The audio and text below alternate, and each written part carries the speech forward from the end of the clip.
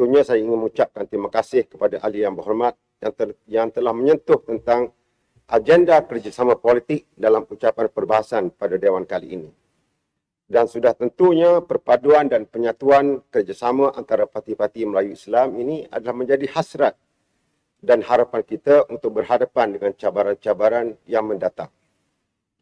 Malah dengan berkat kerjasama yang erat dalam kerajaan pusat pada waktu ini di antara PAS, UMNO dan Bersatu dan parti-parti yang lain, negara kita semakin pulih daripada ujian yang paling getir pada waktu ini, iaitu pandemik COVID-19. Dan kita sama-sama berganding bahu dalam suasana yang sukar ini bagi menjaga rakyat jelata kita. Inilah bukti yang nyata yang ada di hadapan kita bahawa dengan berkat kesatuan ini, rakyat kita kini beransur-ansur dapat hidup seperti sedia kala. Malah sentimen perkauman dan agama yang agak tegang ketika pemerintahan Kerajaan Pakatan Harapan mentadbir negara kita dahulu dapat kita redakan dengan adanya kerjasama yang datang dari jiwa dan niat yang suci. Penggolongan saya pada hari ini juga terpaksa menyentuh tentang aturan atau tajuk kerjasama politik kepartian kerana 4 sebab.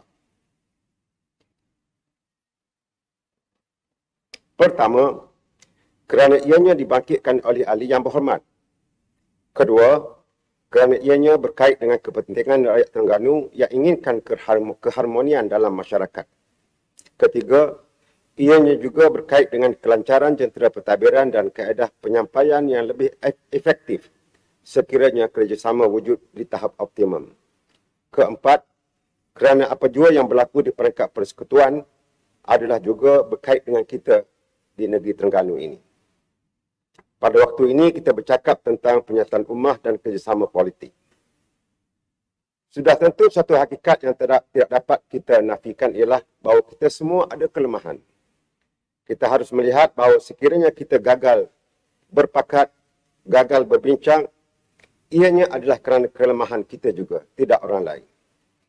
Sekiranya ketiga-tiga parti ini gagal merendahkan egonya, kita akan balik asal menyaksikan kembalinya sengsara 22 bulan kerajaan skema. Dan kita lupakah tempoh 22 bulan dikelirukan oleh mereka yang menjanjikan bulan dan bintang dalam PRU ke-14 dan mereka menang. Walaupun akhirnya mereka mengaku bahawa mereka tidak mampu untuk melaksanakan janji mereka. Kita lupakah selama 22 bulan itulah ada pegawai kerajaan, pegawai tadbir diplomatik yang telah dipinggirkan dalam kementerian tertentu sehingga menyebabkan krisis pentadbiran yang serius di peringkat persekutuan. Kecekapan yang terjejas, dan adakah kita juga lupa bagaimana institusi Islam dan Melayu digegarkan dan terancam dengan berbagai virus yang dicampakkan oleh mereka pada zaman pemerintahan mereka. Kini ancaman mereka akan kembali melihat jalannya jika kita gagal berpakat.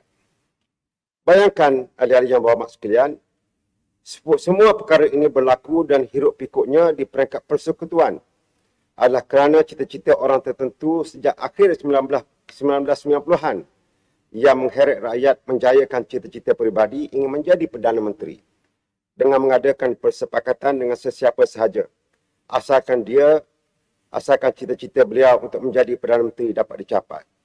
Kitalah yang mesti memastikan ketua-ketua kita di peringkat pusat tidak menjadi orang yang turut sama menaikkan mereka itu, walau apa jua janji individu berkenaan kepada ketua kita. Adakah kita menyangka anak-anak kita yang berumur 18 tahun dan generasi mereka yang akan menjadi pengundi pada tahun hadapan kisah sangat tentang titik bengik parti-parti yang ada? Kelompok mereka ini dan sebilangan besar yang ada dalam negara kita ini tidak berparti. Tidak seperti kita dalam Dewan pada hari ini. Mereka hanya mahukan masalah mereka dibela dan dijaga oleh kita semua yang menjadi pemimpin. Saya percaya semua kita yang ada dalam Dewan ini mempunyai hasrat yang sama dengan rakyat Terengganu dan rakyat Melayu Islam yang ada dalam negara kita ini untuk melihat kerjasama dan persefahaman memasuki fasa yang lebih baik. Sudah tentu tidak siapa mengatakan bahawa ianya mudah. Tetapi itulah tugas kita sebagai pemimpin. Kalau mudah, tak perlulah tugas ini dipikul oleh pemimpin. Kita serah pada orang lain je lah kalau mudah. Kerana payahlah maka ianya menjadi tugas kita. Ianya merupakan suatu jihad bagi kita memikul tugas ini. Untuk memastikan kerjasama semua parti Melayu ini boleh berlaku, berdasarkan pengalaman saya sendiri dan rakan-rakan yang lain, maka ianya tidak mustahil untuk dicapai.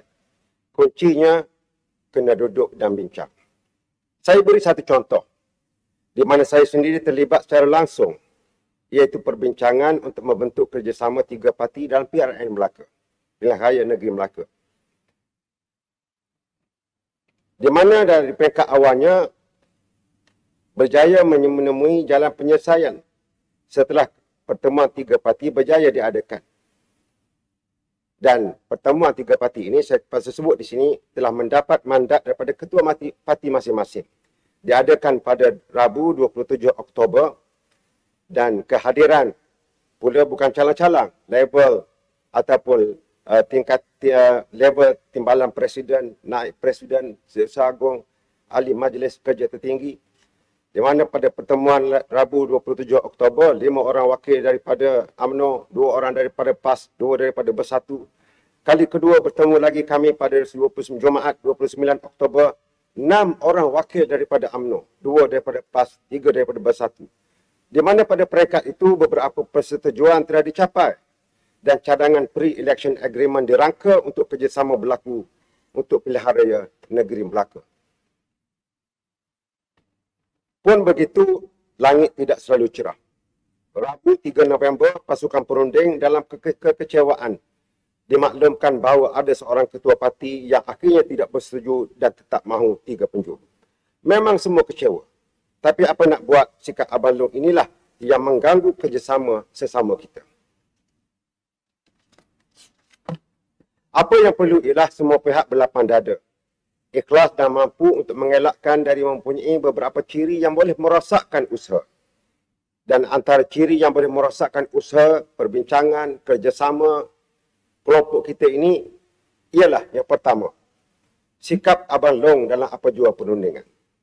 Yang kedua, sikap watak Samseng Kampung Dusun, iaitu watak Sarif Dol dalam filem Seniman Bujang Lapuk. Yang ketiga, sifat tamak halaba mementingkan diri sendiri seperti watak Abdul Wahab dan Abdul Wahib, iaitu anak kepada Ismail Ulam Raja dalam filem Tiga Abdul. Badi'ul Zaman Said Nursi berkata, musuh kita adalah kejahilan, keperluan dan perselisihan. Kita akan memerangi ketiga-tiga musuh ini dengan senjata kemajuan, pengetahuan dan penyatuan. Permusuhan dan perseteruan adalah kebinasaan. Kita sebenarnya tidak punya waktu untuk bermusuhan sesama sendiri. Sebagai mengakhiri ucapan ini, saya mengajak kita semua untuk menghayati firman Allah Ta'ala dalam surah Ali Imran ayat 103, di mana Allah Subhanahu Wa Ta'ala menjelaskan, A'udzubillah minasyaitonirrajim. Wa'tasimu bihablillahi jami'an wa la tafarraqu. Wadhkuru ni'matallahi 'alaikum idh kuntum a'da'an fa'allafa baina qulubikum fa asbahtum bina'matihi ikhwana wa kuntum ala syafa hufratin minan nar fa'anqazakum minha kadzalika yubayyinullahu lakum ayatihi la'allakum tahtadun. Dan berpegang teguhlah kamu sekalian kepada tali Allah, yakni agama Islam, dan janganlah kamu bercerai-berai, dan kenanglah nikmat Allah kepada kamu ketika kamu bermusuh-musuhan semasa jahiliah dahulu. Lalu Allah menyatukan di antara hati kamu sehingga kamu bersatu padu dengan nikmat Islam. Maka menjadilah kamu dengan nikmat Allah itu orang-orang Islam yang bersaudara.